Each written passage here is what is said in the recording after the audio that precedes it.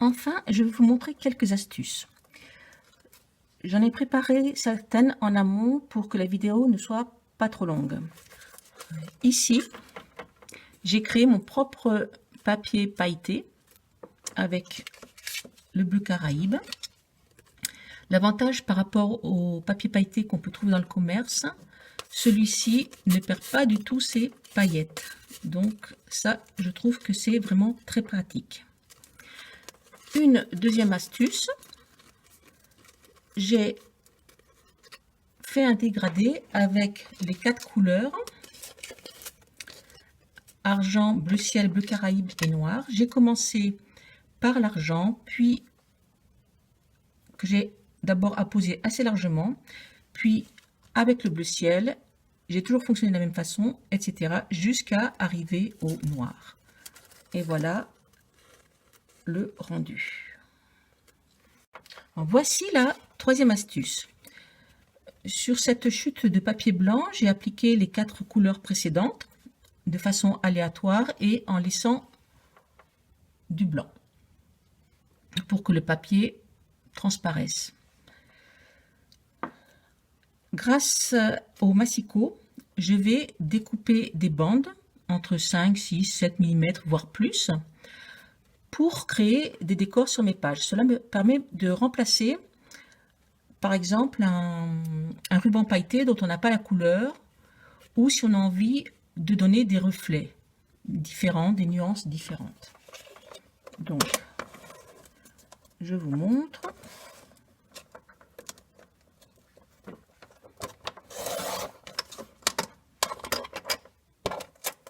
Voici une petite bandelette. Je vais donc continuer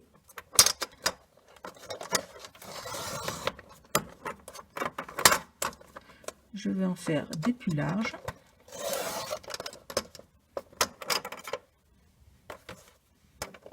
C'est pas très pratique. Je dois travailler dans un espace assez restreint. Là, je vais en faire une beaucoup plus large. Etc. Donc, on obtient ainsi plusieurs bandelettes dont je trouve les nuances très intéressantes. Vous le collez ensuite avec une colle liquide assez forte ou bien avec de l'adhésif double face du genre Lily Pot Colle par exemple. Quatrième astuce, imiter du papier pailleté. Je trouve cette technique intéressante, d'abord parce qu'on peut créer plusieurs largeurs différentes, longueurs différentes. Ensuite, on peut jouer avec différentes couleurs. Et enfin, j'aime ce côté diffus qui termine les extrémités des bandes. Je vais vous montrer comment j'ai procédé. J'ai utilisé 2 couleurs, de nouveau le bleu Caraïbe et le noir. Je prélève un peu de peinture. J'ai déjà positionné mes repositionnables et j'y vais.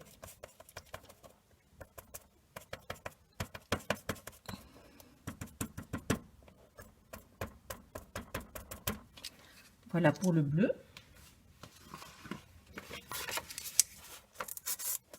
Je nettoie au maximum mon tampon.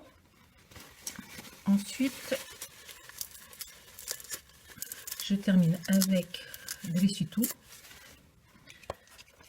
Je prélève du noir.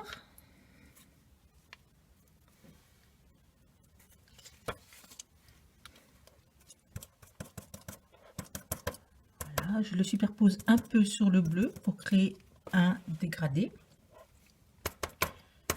Et je termine en mourant.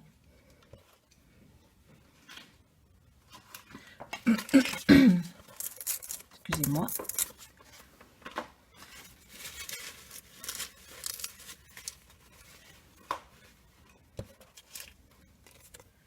Donc, je retire le scotch.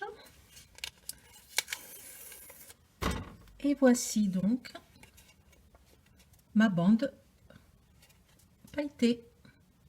5e astuce, je me suis amusée donc avec un plioir à faire des petites pointes de peinture pailletée, un peu comme avec des feutres Dot, de différentes tailles.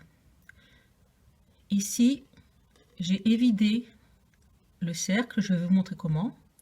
J'ai mis un point et là je l'ai tout simplement laissé tel quel. Voilà. Je prélève un peu de peinture.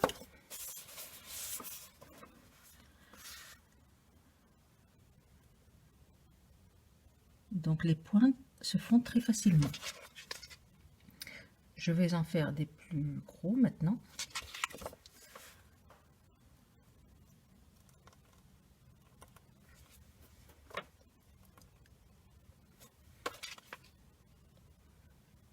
Bon, je ne peux pas beaucoup m'appliquer car je ne peux pas être juste au-dessus du papier.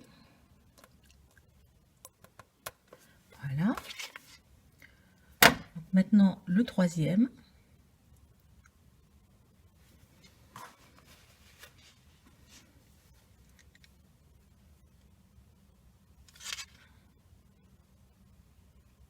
Voilà.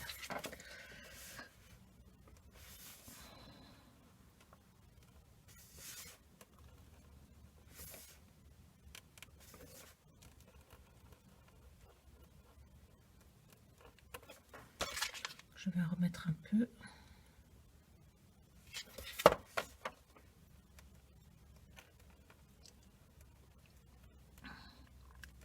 Donc ici j'ai fait mon rond. Je nettoie mon outil et je vais partir du centre. Et en fait, cela, en tournant, je vais repousser les paillettes sur l'extérieur du rond. Voilà, c'est pareil, je ne peux pas travailler juste au-dessus du papier, mais je peux au moins vous montrer la technique. Voilà. Et si je veux, je rajoute donc une petite pointe au milieu de la même couleur ou d'une autre d'ailleurs. Voilà. Une 6e astuce, anti-gaspi cette fois.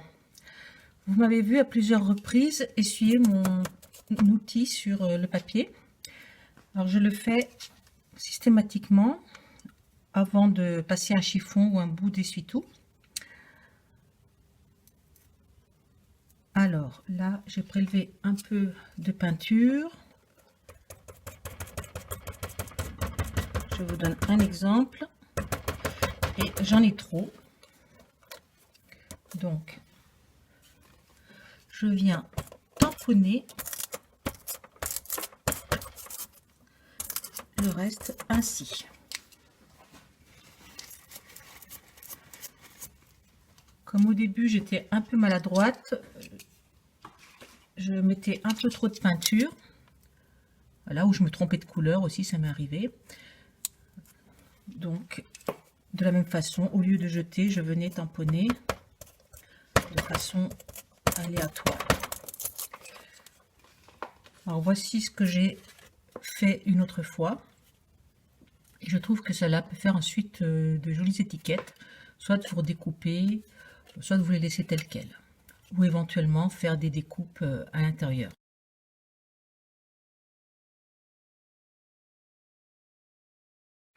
Pour finir cette vidéo, je vais vous présenter un petit tuto que j'utilise régulièrement pour faire des cadres plus ou moins larges et plus ou moins fondus.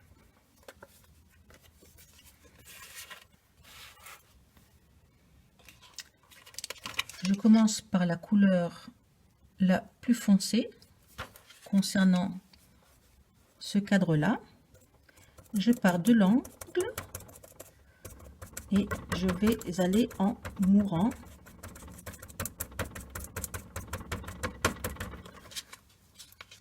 Genre, on remet un peu.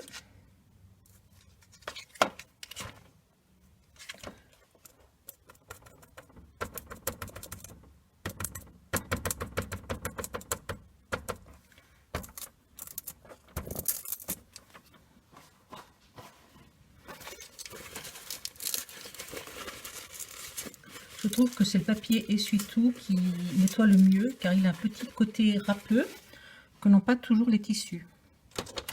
Ou peut-être avec un morceau de velours côtelé. Cette fois, je vais mettre un peu d'argenté.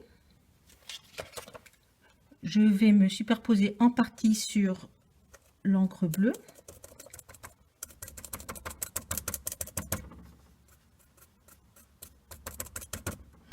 Je redonne un petit coup sur le bleu pour l'estomper.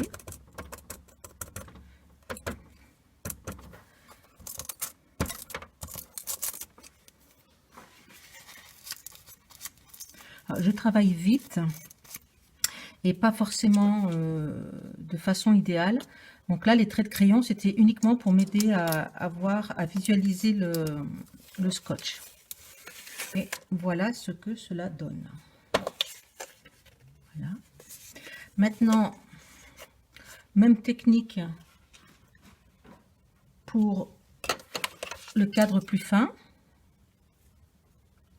Sauf que je vais travailler avec une seule couleur, mais je pourrais très bien rajouter une autre couleur tout à fait dans l'angle.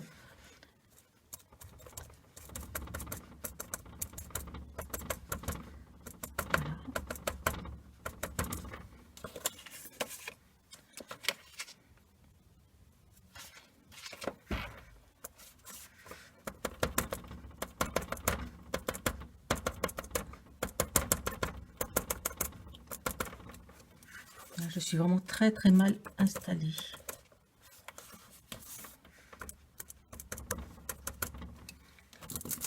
Donc, normalement, je ne les fais pas aussi larges ici.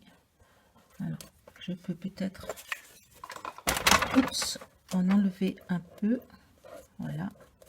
Tant que c'est pas sec, on peut en retirer.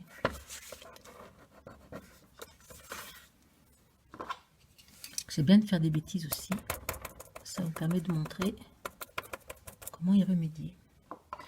Pourquoi ne pas mettre un peu de noir dans l'angle?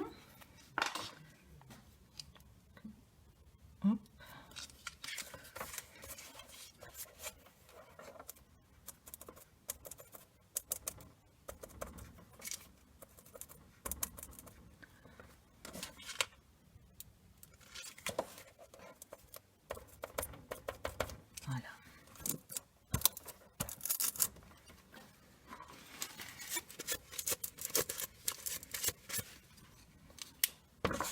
On retire les scotch.